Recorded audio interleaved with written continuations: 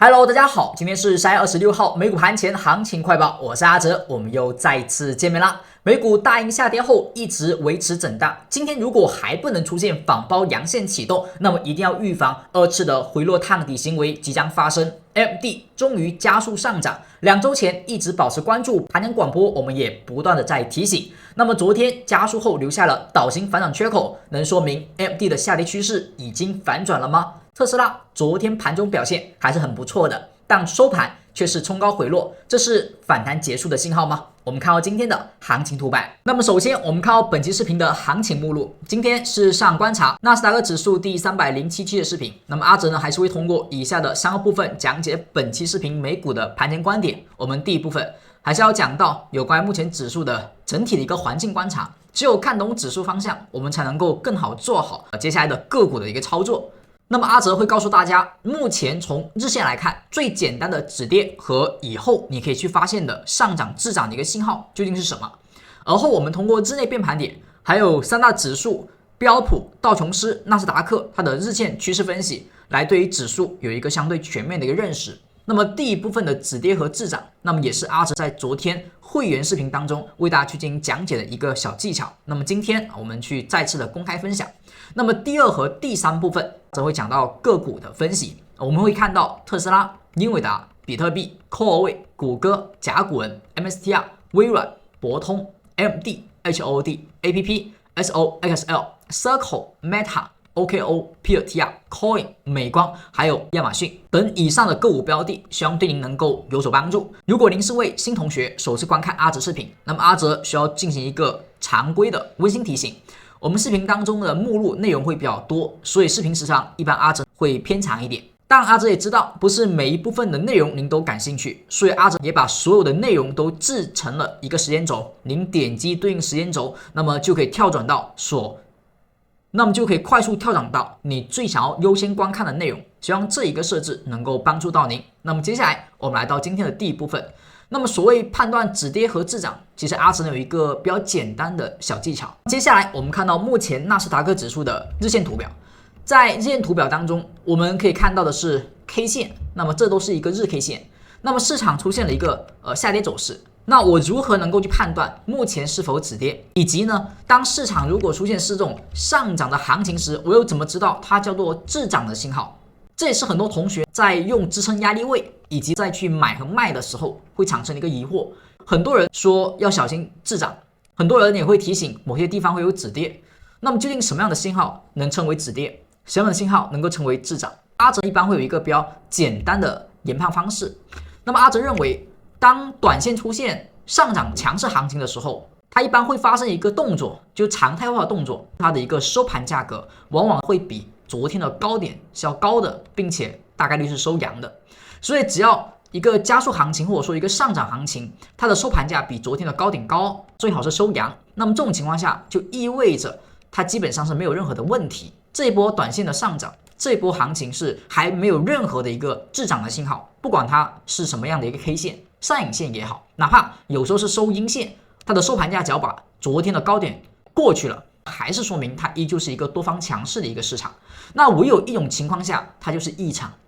什么叫异常？跟平时正常的表现是相反的。正常应该是收阳，收盘比昨天高点高。那如果它是收跌，收盘比昨天低点低，这就说明在一个强势上涨当中，它是一种很明显的滞涨的一个信号。而假如你算出了某些位置有压力位，或者说在某些前高附近出现这种表现，一般将会更加确定这里是有滞涨，并且很大概率是个高点。那又包括之前你所看的这种小波段的一个上涨，也同样适用。你发现这种小的一个上涨行情当中，或者说前面这种上涨当中，是吧？它基本上都是收盘价比昨天高点高，收盘比昨天高点高，以及这一根也是收盘比昨天高点高，这种就是上涨的一个正常的一个序列，就多方它就是强势的。那什么时候可能会被打断？什么时候可能会称为滞涨？收盘价开始不收涨了，开始收盘价比昨天低点低了，这种行为就是一个很明显的滞涨行为。市场往往会出现调整或者说反向的一个动作。当市场依旧保持多方强势，它的收盘一般会比昨天是高点高的，至少是收涨的，它是不会比昨天低点低的。当市场出现一波上涨后，有一根 K 线收盘价不止收阴收跌，还比昨天低点低，这种 K 线产生时，伴随前期是一个单边行情，一般就说明它将要有风险出现。好，那么反过来，如果是下跌行情，我们怎么去确定它是一个止跌行为？我们以前面这一波单边下跌来看，那么单边下跌当中，它出现过2个低点，一个是比较不错的大反弹的低点，一个呢是小反弹的低点。而这2个低点无外乎都产生一种行为，就是有一根 K 线的收盘价比昨天的高点高，那么这就是一个下跌时的反常行为。如果下跌趋势强劲，它的变化一般就是收盘比昨天低点低，很少会出现收盘比昨天高点高，是吧？都是收盘比昨天低点低，亦或者是收跌。哪怕偶尔有反弹收阳，正常也不比昨天高点高，所以这种序列价就是一个单边强势下跌行情。而如果你发现有收盘价比昨天高点高，说明这个地方至少将有一个反向行为。那有同学会说，那当时这一波上涨到这里我要去买，那不是套了吗？我们现在只是说它出现了止跌和滞涨，买卖点我们需要具体去分析。这个地方为什么一买容易被套？本身就是下跌反弹，它一根阳线就走了一半的空间，这个时候就没有太多的一个反弹空间了。所以这种地方你发现它是一个强烈上涨，所以这种地方止跌有时候太强，有时候反而不好，它可能会有2次回踩。那么像这个地方它是不是也是下跌，也是不断的收盘比昨天低点低，很少，不是说很少了，是根本没有收盘比昨天高点高的，直到这一根 K 线收盘比昨天高点高了，所以这个地方是不是产生了一个不错的一个上涨行情？那么我们看到现在这个行情走势，那么我们先看前面的高点是怎么产生的，是不是也是一样？很多时候都是收盘比昨天高点高，突然之间到了某些高点，当时这里是在左高附近，所以有个压力位，在这种地方突然出现了一个单边上涨之后，有一个收盘价比昨天低点低了，而后就维持长时间的收盘都比昨天低点低，高点是很难高的，只有这个地方比昨天高点高了，反弹才出现，只有这个地方比昨天高点高了，反弹才开始出现。每次下跌反弹它一定会有个动作，收盘比昨天高点高了，这个地方就开始止跌了。那么当前也是如此，我怎么知道这里止跌了？从前方的高点下跌以来，你会发现基本上是没有一根 K 线它的收盘价比昨天高点高的啊，它有可能会去破盘中破，但是都不是比昨天高点高。所以像这些地方，你说这个地方收盘价比昨天高点高了，可以吗？不太行，因为它是个阴线。如果昨天收阳，那又可以。所以我们最好等待一根阳线比昨天的高点高，这个时候就说明这一波下跌到这里大概率止跌了。当然我们等等在第3部分讲到3大指数分析的时候也会讲到，有时候如果附近有关键 K 线，最好它不止比昨天高点高，最好也比那个关键的探底 K 线或者说滞涨 K 线它的一个高点和低点去做对比。我们等第3部分会再强化一下这个技巧。所以这是我们第一点要讲到的，什么叫止跌，什么叫滞涨。那如果我已经给大家去画好了一些支撑和压力位，比如说当时我们在23000的地方是不是画了一个压力位？那么这个地方当时被突破了，当时快速的又出现了一个收盘价比昨天低点低，那这种是不是说明压力位有效，要显现风险？当时的市场在这里又有一个缺口，是不是也是压力？反弹一波之后又来一个收盘价比昨天低点低的，是吧？压力位配合这种滞涨的 K 线，那效果是不是更好？所以当前是有止跌的一个支撑点21841，就支撑的地方已经给你了。好，这个时候就等这附近有一个止跌 K 线产生，确定这个支撑是有效的。而如果在反弹过程当中，你会发现22138是不是在反弹的时候产生的压力，第2天收盘价就比它的低点低了，压力被确定是有效，而支撑还没被确定，只是在走震荡。所以目前对于右侧来讲还早，不是一个好的买点。对于左侧来讲，就还是同样的观点，我们重申一下，特别如果您是新同学，我们重申一个观点，如果您是左侧，我不用管它是止不止跌，反正空间到了我就提前买进，除非把我所认为的支撑位给跌破。那么当下我们认为最关键的支撑位就是下方的这个缺口绿色块的地方。那如果我作为左侧，那我就不用管了，只要它越是靠近这个缺口，我就越是买进，并且买的仓位会更重，除非有那么一天收阴线直接实体收阴击穿它，这个时候我的左侧思路就不行了，我就得要跑了。否则在此之前越靠近越下跌越回探，甚至引线回补，都是我去左侧加仓的机会。对于右侧来讲就还要再等等，要明确的有支撑位附近出现止跌 K 线会更好。而有关于此，也是我们昨天在美股盘前时给大家去发的一个会员视频当中所讲的其中一个小技巧。好，那么接下来我们来讲到日内变盘点。日内变盘点是阿哲的另外一种技术的分析技巧了。刚才所讲的止跌和滞涨，它是价格行为，是 K 线，是价格的一个范畴。而接下来我们所讲的是时间预测方面的一个内容了。阿哲在每天的盘前广播当中，会把个股的一个看法、指数的看法，都会写在文字当中、图片当中，给大家去进行提醒。包括刚才所说的 AMD 的一个启动埋伏机会，我们也是在盘前广播当中，是不是每天都有去提到 AMD？而像这一个纳斯达克指数15分钟的变盘时间窗口，我们也会在美股盘前写在盘前广播当中。那我们看到最近的2期盘前所写到的这个日内变盘点，像3月的24号，我们提到了有3个变盘点，分别是香港时间9点45、11点半，还有凌晨2点。那么9点45、11点半、凌晨2点，刚好是周二震荡行情当中2个震荡的低点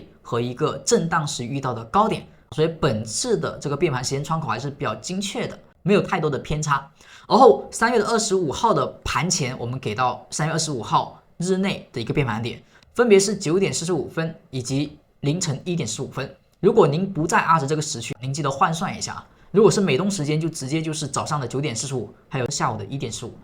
第一根 K 线就是9点45分，是不是变盘高点？它出现之后，第二根就是下跌 K 线，也就确定了后续的反弹应该寻找的是做空机会或高抛机会。一波股价的下跌之后，最后一个变盘点有点误差，它是1点15分，它只是一个小低点，反弹之后就再次出现下跌了。最近的5个变盘时间窗口，前4个都是关键的重要的高低点，而最后一个是一个小级别的低点，意义不是很大。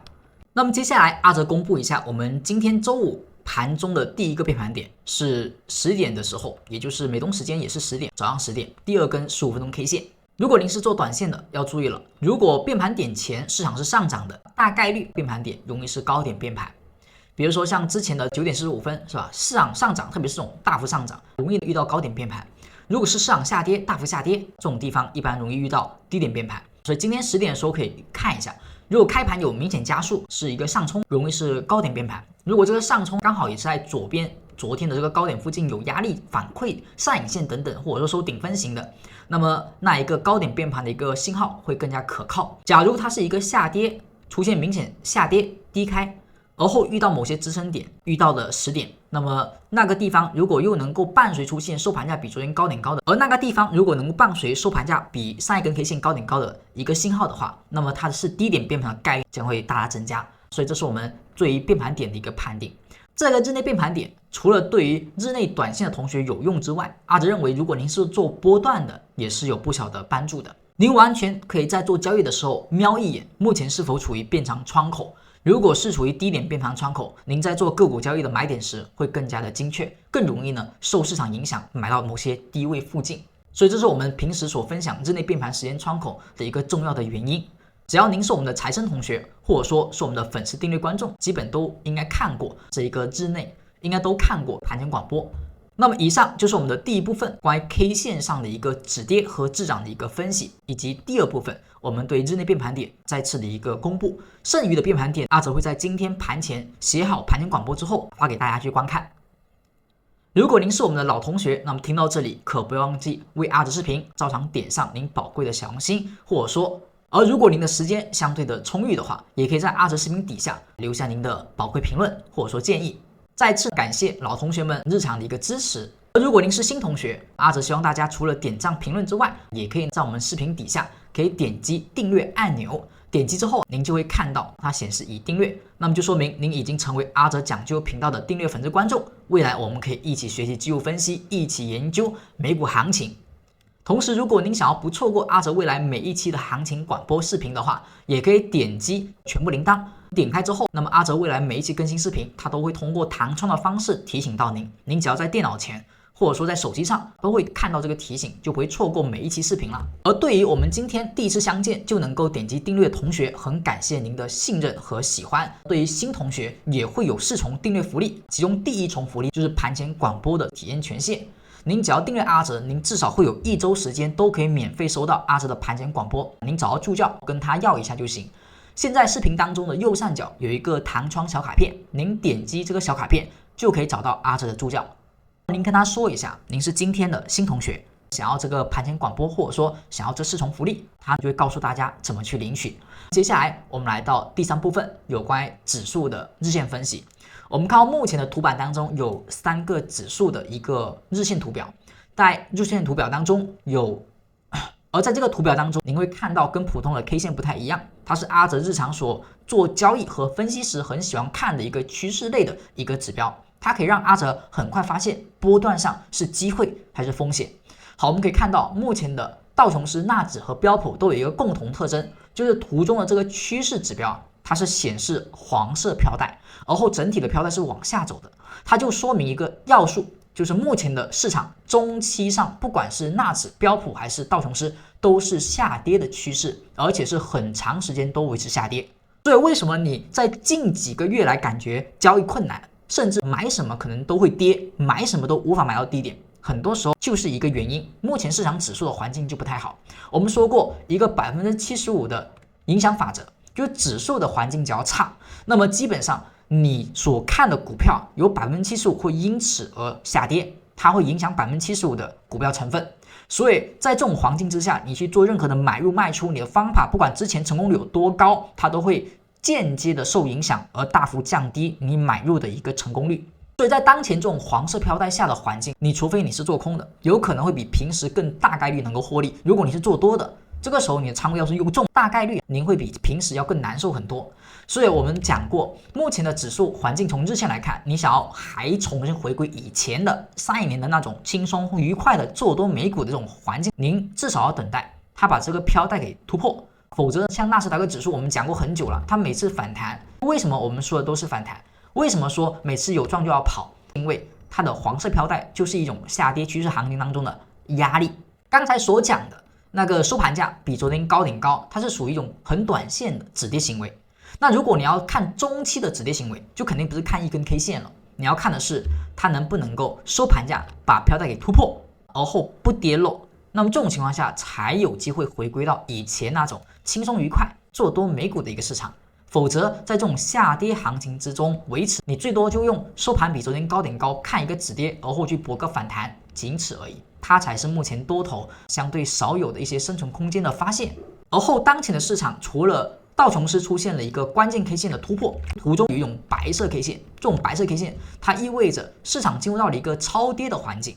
刚才我们说过，这种关键 K 线如果能够高点被突破，它就说明它有一个机会。道琼斯最近就有一个突破，而后目前的反弹力度是3个指数当中最明显强力的。那么现在的市场环境还不上稳定的原因就是它当前确实只有一个道琼斯被突破，它当前确实只有道琼斯突破了，而很明显标普还有纳斯达克它的关键 K 线都没被突破。你看到这个图表当中就有蓝色 K 线的，或者说白色 K 线，或者说钱袋子的，这些都是这个上海趋势图这个模板当中的关键 K 线。如果一个股票下跌时能够突破昨天的高点，算是一种止跌信号。如果它能突破关键 K 线的高点，那么就是一个更加明确的机会的提醒。而当前标普还有纳指都没有，所以市场的一个止跌现象还是相对偏弱的。等到关键 K 线被收盘突破，我们可以认为三大指数共振可以看涨。在此之前，还是相对来讲要保守一些。右侧的同学很明显没有进场点，左侧预防或者说可以期待一次再次下探给你的加仓机会。而这就是阿哲对于趋势的一个分析和对目前三大指数的一个看法。在后续的个股解析当中，阿哲同样会用这个指标去进行一个解析，也希望您能够学会使用这个指标。因为如果您是新订阅的粉丝同学，今天刚刚订阅阿哲，这一个图板上的指标也是我们粉丝订阅福利当中的一种福利。您同样跟助教老师联系上之后，您同样找到助教之后，也可以让他帮你安装上这一个指标的手机版本，您就可以跟阿哲一样看到这一个主图的上海趋势图的一个指标了。也可以看一下您手中的股票有没有关键 K 线，目前是一个紫色飘带还是一个黄色下跌趋势飘带。那么接下来我们将来到个股解析环节，对于指数我们就先告一段落。不过在开始个股解析之前，阿哲需要再次强调明确一点，如果您是今天刚刚订阅阿哲的同学，那么这里要认真听了。我们的四重福利我们完全的简单的做一个介绍，分别是第一个就是上海趋势图的一周体验权限，第二个是盘前广播盘前解析，第3个和第4个则是一些内部配套的知识教学课程。阿哲讲机构频道是专门分享机构分析和美股行情的，所以阿哲相信大家点击订阅之后是为了能够更好的成长、学习和进步，所以我也希望大家点击订阅阿哲之后能够快速有所收获。那么这个技术分析的课程和美股期权课就是在这方面希望能够帮助到您。那么阿哲和阿哲团队的老师除了对于技术分析有深入的研究了解，同样也有老师对于美股期权有非常深刻的一个理解和实战的经验。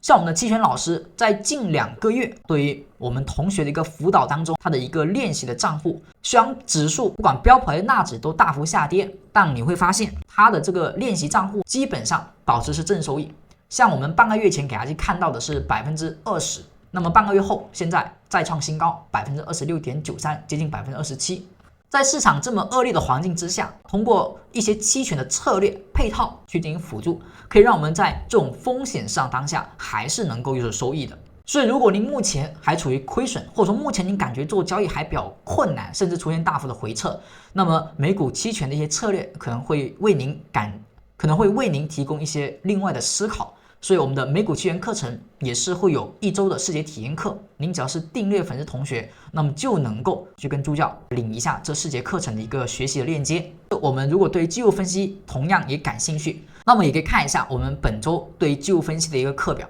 目前所看的是我们本周的一个技术分析的课表，我们本周会讲到高胜算的一个买入交易，哪里买入更容易出现上涨，市场下跌出现了一个震荡。如果您在个股上能够发现一些机会的话，哪怕最近市场是比较弱势的，你会发现很多个股其实也借此产生了不小的一个反弹行情。所以我们很多时候也要在指数止跌时，或者说停顿下跌时，也可以找到一些做多的机会。这是我们本周所讲到的一些主题，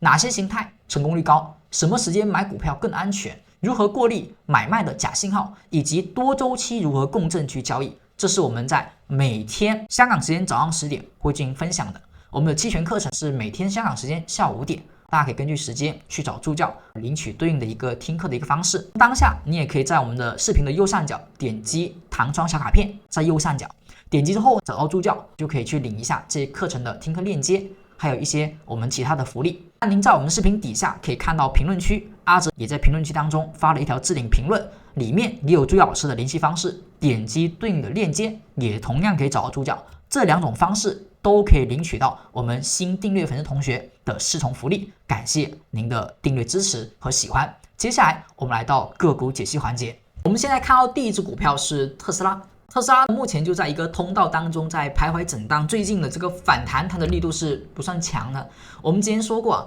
跌破一个通道之后，它一般会有一个回撤的过程，就像之前这里股价在破了一个通道线，是吧？回撤发现市场确实无法突破，选择往下去回趟下一个通道的支撑。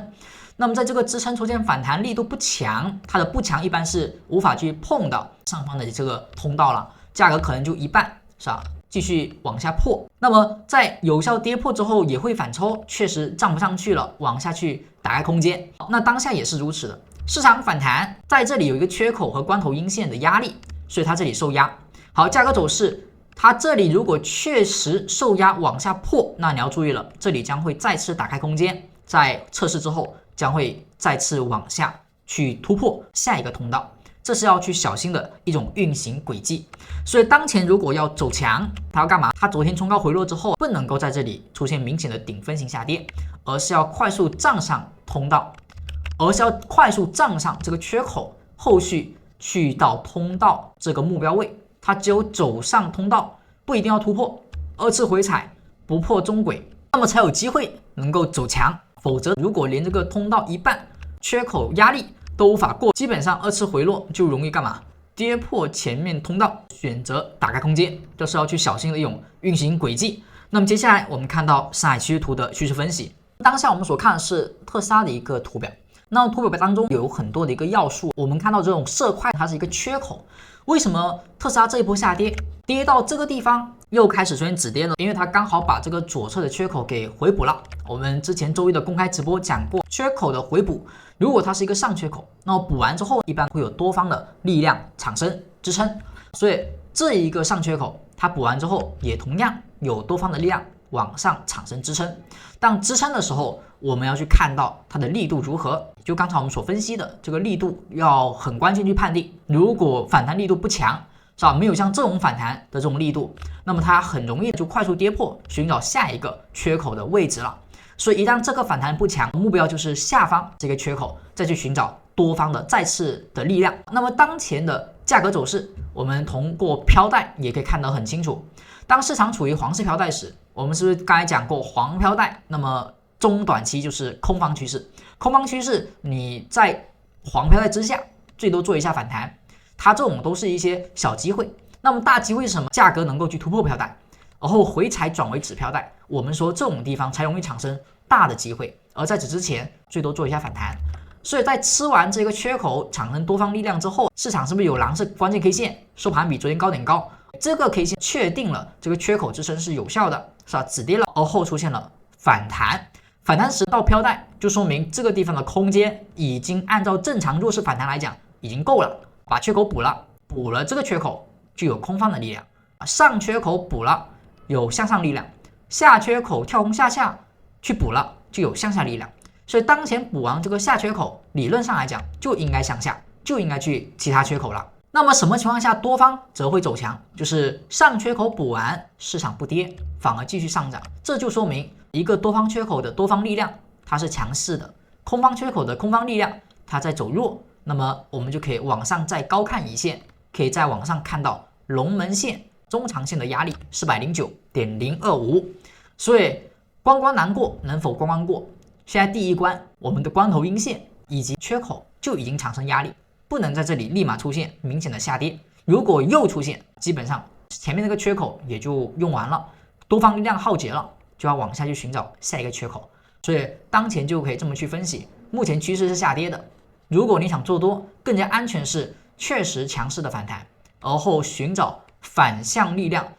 二次回踩的一个机会。像这个地方你去买，你就是做一个反弹，是吧？反弹到目前为止已经是要减仓了，今天再下跌则清仓了，是吧？能赚多少赚多少，因为黄飘带之下，风险为主。接下来我们再看到下只股票是英伟达。现在我们所看的是英伟达的一个图表，英伟达的反弹力度最近也还可以，但昨天依旧是冲高回落。不过它产生了一个突破左边的高点了，是吧？包括关键的这种大阴线也突破了，所以相对来讲还行，比我们的特斯拉相对来讲是强一点的。目前它左边这个缺口是不是也被补掉了？补了缺口之后有空方力量是很正常的。只要是一个向下的跳空缺口，只要被补了，有空方力量是比较正常的一个事情。而如果一个向上的跳空缺口补了，有多方力量也是一个正常的事情。所以当前补了空方，留下一个多方，所以我们可以这么去判定，就市场如果往下补这个缺口，那么这里只要是影线或者说相对的有这种略微不回补的情况，那么再收阳线，那么它将是一个不错的买入机会。而另外一种更强的，你可能只能靠追涨去把握的机会，直接今天收盘价直接就收在左边这个空方缺口之上，所以在缺口来看，这里将会出现一个压力，但如果压力直接就被反包突破，可以作为一种追涨买点，但这种买点就风险性高一些。阿哲更加喜欢的是往下回补一下这个上缺口，而后回踩止跌再买入，这是一种短线的策略。而后我们来看到它的上影趋势图表，目前所看的就是英伟达的上影趋势图了。很明显，它目前这个反弹为什么昨天引线下来？它除了这里是缺口有空方力量之外，它是不是还有一个干嘛？还有一个黄色飘带，它也是黄色飘带。所以之前这一波反弹到了黄飘带附近就是压力，一旦黄飘带附近出现收盘比昨天低点低，是吧？这种就是风险确认了，一根长上影线开始收盘比昨天低点低，这种是不是压力位附近出现的这种滞涨 K 线？那有同学说这一天不也是收盘价比昨天低点低吗？后面不涨了吗？这个地方属于低位。它也没有什么特别明确的这种压力，所以这个地方黄飘带出现这种 K 线就小心。目前又是一波上冲，黄飘带有压力，如果这里再来一根收盘价比昨天低点低，这就不太好了，所以要预防这种 K 线。如果来一根阴线把缺口回补，结合飘带的压力，这就是一个确认，那么就说明还有下跌空间，所以这是要小心的。除此之外，只要引线回补，或者说它不回补就调震荡再往上，其实就是一个买点为主。我们看到黄飘带的压力。下沿是 179.928， 它的上沿是 183.047。下一只标的，我们来看到比特币。目前所看的是比特币的一个行情图表。比特币它的变盘时间窗口刚好落到了周六，我们依旧关注本月的3月28号周六那一天，当前在一波高点变盘下跌之后有所反弹，这里阿哲是比较希望它能够出现28号前能够再调一调，这样就会产生一个什么动作？止跌阳之后2次回踩，那这个时候如果后续再出现收盘价比昨天高点高的 K 线啊，那么这里我们可以看一个低点变盘向上，至少目标位可以看到左高附近，就这种结构是比较好去判定它是一个低点变盘的一个机会的。但如果它这个变盘点之前如果是反弹直接到28号，这里要小心了，一旦收盘价有一根比昨天低点低的 K 线产生，那这里就有可能是2个变盘高点。所以时间上比特币要小心一下，周六那根 K 线最好是往下2次回踩去遇到的，而不是加速往上去遇到。而后从趋势来看，阿哲的观点还是不变的，它属于一个周线支撑，而后发生的弱势反弹，就它还是一个弱势反弹，哪怕它有连续阳线出现，它其实还是在周线的一个箱体当中运行，周线是一个运线，大家可以打开这个比特币的一个周线图，可以看到它一直在震荡，一直是一个运线而已。市场我们之前说运线出现时说明止跌，但是运线它不是用强烈的止跌信号，它得要突破运线啊，而后产生周线止跌，我们再去寻找更好的反弹机会。如果在某个支撑上它出现的是一个运线，但是它没有有效的强力的突破，而选择后续是往下去推进，就要小心了，它可能是一个止跌，但是这个弱势止跌，后面的空方它只是休息了，不是消失了，多方没有进来，那么空方领导之下，空方一旦蓄势完毕，那么就还有再次的破位行为，因为周线来看它是一个顶部的结构，目前还没有强势的反转。以上就是我们关于特斯拉、英伟达和比特币的分析。接下来我们来到第3部分，第3部分的第一支标的是 Core 位。目前我们所看的是 Core 位的一个行情图表。我们在盘前广播当中对于 Core 位是不是也有提及？从前面的这一个蓝色 K 线突破之后，就关键 K 线突破止跌了，收盘比昨天高点高，这一波单边下跌是吧？遇到这种 K 线又有关键 K 线，是不是可以看个反弹？反弹的目标就是黄色飘带。好，一波反弹结束了，有黄色 K 线出现了，所以这个地方是一个风险信号，这一波其实就可以获利兑现了。再次的2次回踩，你会发现这个缺口是不是就止跌了，没有补缺口，这种行为就是比较不错的。刚才我们所说的这个英伟达如果发生是比较好的，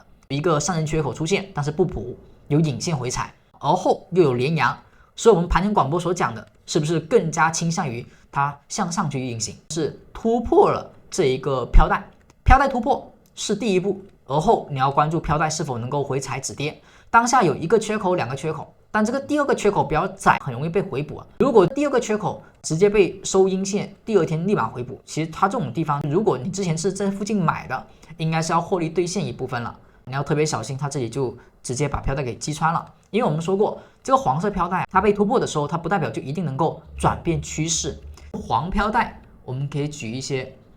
案例，黄飘带是空方的力量，它有时候可能空方衰弱，而多方走强的时候，它会有那么一波突破。但突破之后，假如你会发现它进入黄色 K 线，也或者是突破1根、突破2根这种短期的突破，而后就立马走弱，出现破位阴线的，其实它反而说明这波上涨到此是一个反弹结束了。后续假如再次击穿前面低点，就容易引发继续的这种下跌行情。当然，如果它是2次回踩，是吧？而后并没有去真正的有效跌破低点，那还有机会能够启动。它只有真实有效突破飘带，比如说它这种还是突破1根2根就没了，是吧？它要的是干嘛？我们要的是突破之后，它还能够在飘带运行站住、支撑住，收盘价比昨天高点高，是吧？出现启动回踩啊，又支撑又启动，就这种行情会比较好一些。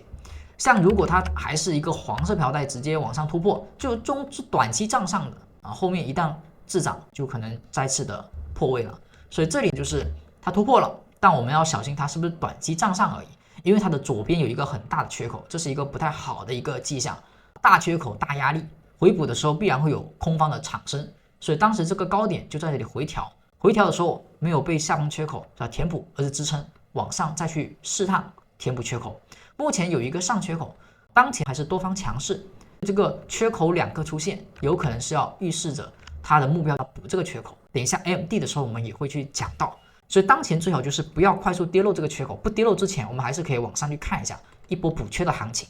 好，我们来看到这个飘带，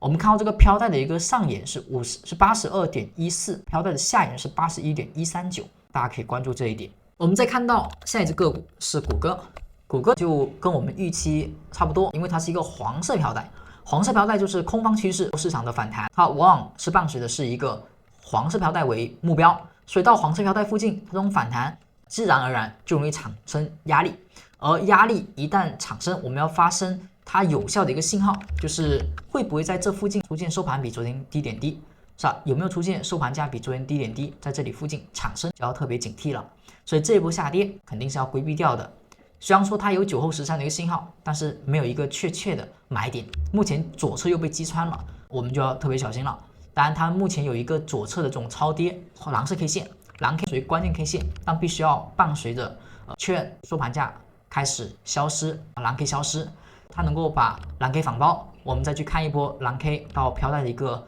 目标。目前有一个空方的一个缺口，所以下跌是比较强的。我们必须要等蓝 K 消失，蓝 K 反包，再看对于飘带的一个冲击是否能够突破飘带。飘带当下的一个压力301.399，目前它还是空方较强，而后它有可能要走一个目标位，往下看到龙纹线276.733。接下来我们来看下只股票是甲骨文，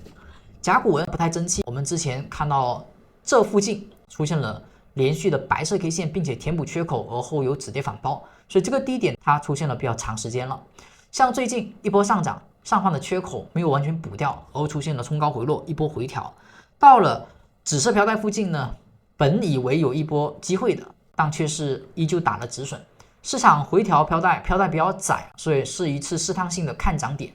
股价出现了收盘价反包，那么你就可以作为买进，把防守位放在这附近，一旦打了止损，那么就先走了，就说明这个地方的飘带它的支撑还不可靠，所以目前依旧保持蓝色 K 线，等蓝 K 消失，蓝 K 反包，那可以看一下飘带还在不在紫色，如果在，依旧可以作为一个买点，只是目前中走势更偏向于震荡，低位的震荡，它的行情机会不一定有太大，所以还是等一个反包出现再考虑买入。下一只个股我们再看到 MSTR 在酒后13左侧有衰跌点之后，它是不是回踩了一下我们的一个飘带？它是不是也是回踩飘带？但它的回踩就跟甲骨文就不太一样，它踩完之后的反包阳线是有一个多方反馈能够有新高的，往下踩完是吧？当然这里没有反包阳线，不过这一次反馈就比前面要弱一点点，慢一点点。但是如果有反包阳线一旦产生，它也是可以再作为买点看涨点，依旧可以看趋势上行，去上方的缺口去回补看看是否能够有效的快速回补。目前这里是一个下缺口被回补，所以有空方的力量出现，但这个空方力量只要不是特别的强劲，把它推到下方去，这个底下的缺口保持，这里出现一根收盘价过缺口的阳线，并且反包了前面13号的 K 线，那么这里就还能够往上看一个缺口回补的目标。目前做完一波往下，再等另外一波的一个机会。我们看到飘带的一个支撑，目前它的飘带下沿是136.803，如果收一根阴线跌破，那么就比较麻烦，它可能就是要往下看到这个缺口了。而后我们看到下只股票是微软，微软它当前也是来到了我们之前所讲的左侧的第二个区间，本来第一个区间它在这附近出现了蓝色 K 线，我们是等待反包出现买点的，但并没有，市场依旧当面下跌，所以第一个左侧的买点区间它直接击穿了，这种就没有必要去下跌买进了。我们看到目前是来到另外一个向上的跳空缺口，而这个缺口就是第二个我们所说的左侧的买进区间了。这个区间和左侧的低点就是共同成为一个关键的关注窗口，这个窗口如果被跌破，那就基本短期看不到什么希望了。所以这一个阿哲所画的红色方框内要出现反包阳线，要出现这种白色 K 线消失反包的动作，而后可以作为左侧的一种买入信号，至少是第一次左侧的买点。所以看一下目前是否有这种情况出现，这种买点产生，如果有是可以作为第一个买入机会的。这种是纯粹的左侧交易，只是左侧当中最好带有右侧的止跌行为。那么下一只个股我们再看到博通保持一个震荡，虽然它有蓝色 K 线的反包，但是离飘带太近，所以可以作为买点，但是我们一定要设好防守，跌破之后一定要跑，因为如果这个蓝 K 不能止跌，不能突破飘带，那么往下跌破就说明这一波震荡它是有可能要回归到下跌趋势，毕竟它的黄色飘带保持了很长一段时间，并且在这附近它产生了一个巨大的上升缺口的回补，但是反弹力度是不强的，说明这一个上升缺口补完之后，它的多方力量无法去抗衡这种空方，只能够勉强维持这种止跌。所以这种行情一旦仿包买了之后，它不能够去突破，而是往下破，那你要知道，这反而是空方的一个信号，空方的一个机会，因为飘带有压力，那么一旦出现收盘价比昨天低点低的 K 线，就确定了这个压力是有效的，就不太好。所以尽量的不出现那种阴线，而后能够顺势往上破，并且飘带不要跌漏，能够站回龙门线之上才可以。不过当下它的一个买入的一个意义不是很大，不是很强，整体是震荡，震荡结构之内去买，短线为主，看不太远。你还不如等它确实这么去走了，再找回踩的一个机会去看回补上方的缺口。所以当前就一般般。我们来看到下只股票是 AMD。AMD 最近它的缺口是比较多的，你会发现图中很多缺口，不过它是一个相对高位的震荡，所以很多缺口都被回补。目前少数不被回补的缺口，一个是下方的大缺口，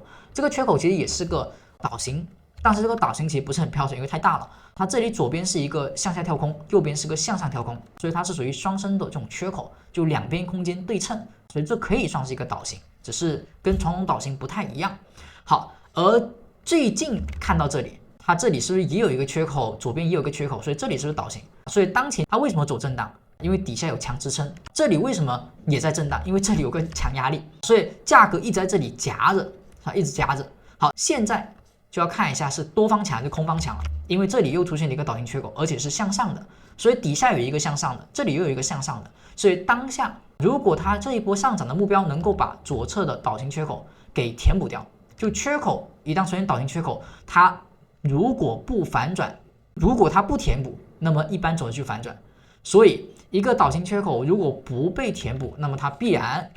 它将要往下去反转趋势。那么下方的缺口将是它的一个回补目标，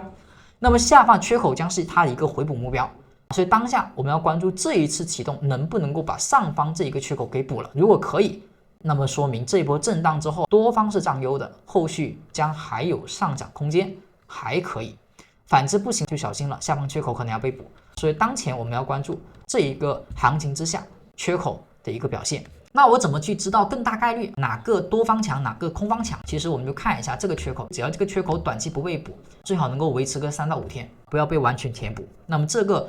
缺口它是倒形缺口，那么它的反转有效，就大概率能够去回补上方缺口。所以前方布局之后走到这一步，我们如果继续收阳线，那没有问题，就继续持有；如果收那么根调整的阴线，那么尽可能做减仓，而后看回补的力度，回补不强，甚至不补缺口，再启动再加仓会好一点。毕竟上方有一个大的缺口，空方还是比较强的，越快能够填补这一个上方缺口，说明多方越强，后续越容易开始走多，右侧其实还会有加仓机会。但如果这个缺口补不了，那么这里就是空方依旧还是保持这种反转的意愿，它的反转就是往上见顶后下向下反转。下方的倒形缺口其实已经不断的被回踩很多次了，那么下一次这里不能成功，那往下必然就要补这个缺口。所以目前就是一个多空交战的一个核心关键点，这是 AMD 阿 Sir 的看法。在上海趋势图当中，这个紫色飘带它目前已经开始转变啊，后续只要回踩不破紫飘带，整体趋势也是能够看上。所以我们如果手中还没有上海趋势图的朋友，今天订阅阿 Sir 的，记得在右上角弹窗小卡片当中及时找到助教去安装，看一下您手中的股票目前的上海趋势图的一个面板，它是紫色飘带还是黄色飘带。我们再来看到下只股票是 HOD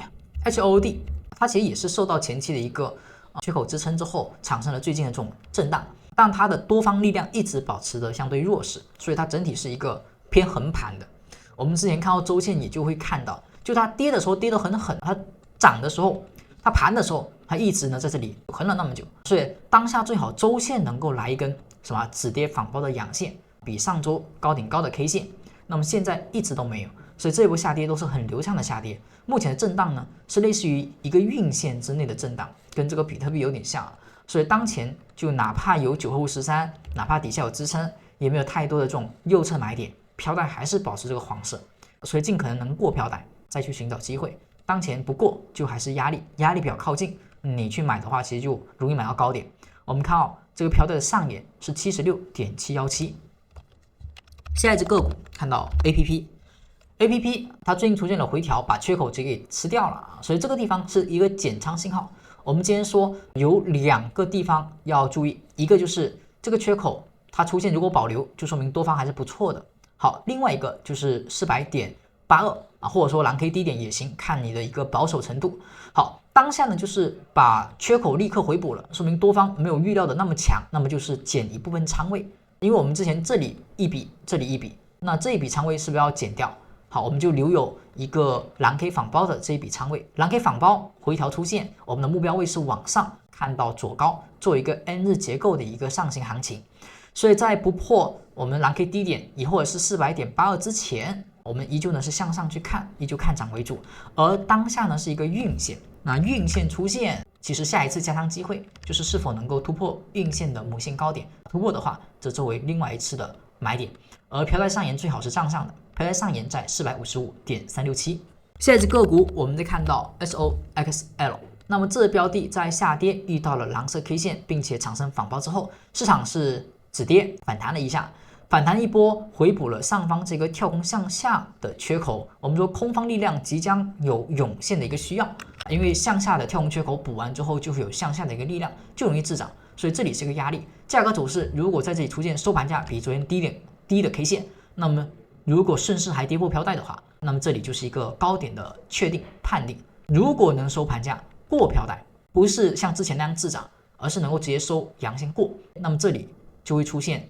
突破飘带的1天2天，那个地方呢要小心，容易有新的压力，因为是黄色飘带，趋势出现黄色飘带之后要反转，它本就是困难重重，所以黄色飘带产生的时候，一般我们就只看一波反弹，反弹之后它走势再怎么复杂，不管它，除非能够确实走强，然后转止带，那时候是一个不错的机会。在此之前你会发现就是比较困难的，所以这根 K 线要注意了，一旦它的低点被击穿被破，说明缺口压力有效，说明飘带压力有效，那么这里将是低点反弹以来一个高点的可能性。好，我们看到这个上海趋势图，游龙线飘带的下沿是54.014。下一只个股是Circle呢，最近就出现了一个回踩飘带。我们今天讲过，就这种行情上涨，一般对于趋势交易者来讲，至少是日线趋势交易者来讲，它不是一个很好的做多机会，因为它只是一个单波的反转一段，而后往往要2次回踩，所以我们一般不在这种当边上涨时呢，去不断的思考追涨的一个机会，那种就比较风险，因为你不知道什么时候追到高点，所以当下在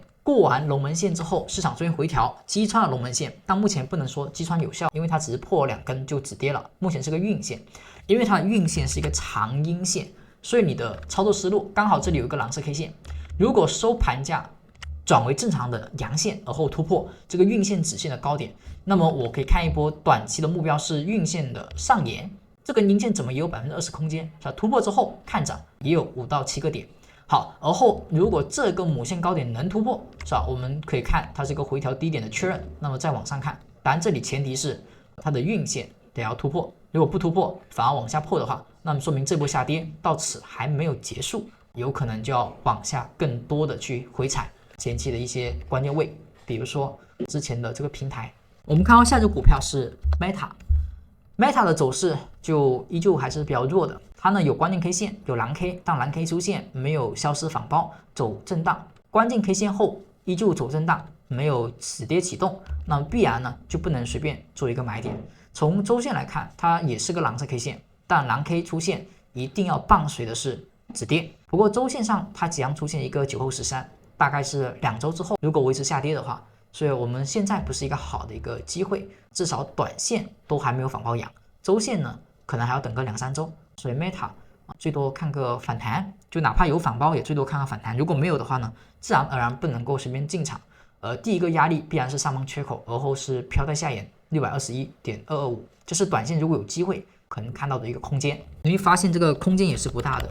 我们再看到 OKO 是不是也是黄色飘带？黄飘带延续，而后周线上呢，它也是个蓝色 K 线，也是延续的。蓝 K 出现不代表就是机会，蓝 K 出现还要消失，而后反包再看空间。如果蓝 K 一消失反包，你发现一反包就是在压力附近，那必然呢它也没有太好的交易机会。所以周线如果可以的话，来个轻微止跌，是吧？而后日线找机会。如果你发现在周线止跌时，日线可能就已经走远了，或者说它已经是没有太好的回调买点了，回调时就击穿了，是吧？周线止跌，但是日线回调时就击穿飘带，没有转为比较好的会踩买点，一般呢也是不要乱操作的。当前的行情走势，价格走势最好能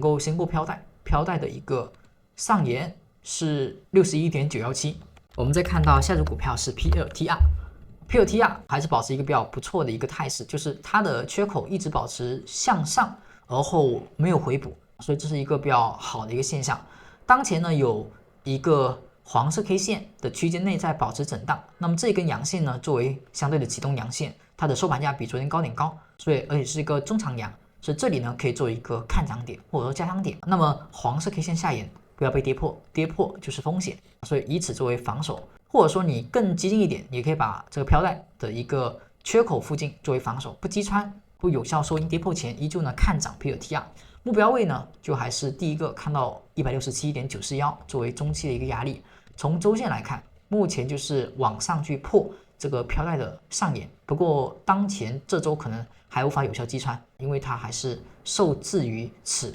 没有收上去，所以这是要关注好的。为什么走震荡？因为它是周线的黄飘带附近。下一只个股看到 Coin 当前跟 Circle 类似，一根大阴线之后走了一个运线，而后有个蓝色 K 线，那就等待蓝 K 消失而后反包，那么再看涨。它这根线呢，它不算是特别的大阴，没有那么大阴，但是它这个左边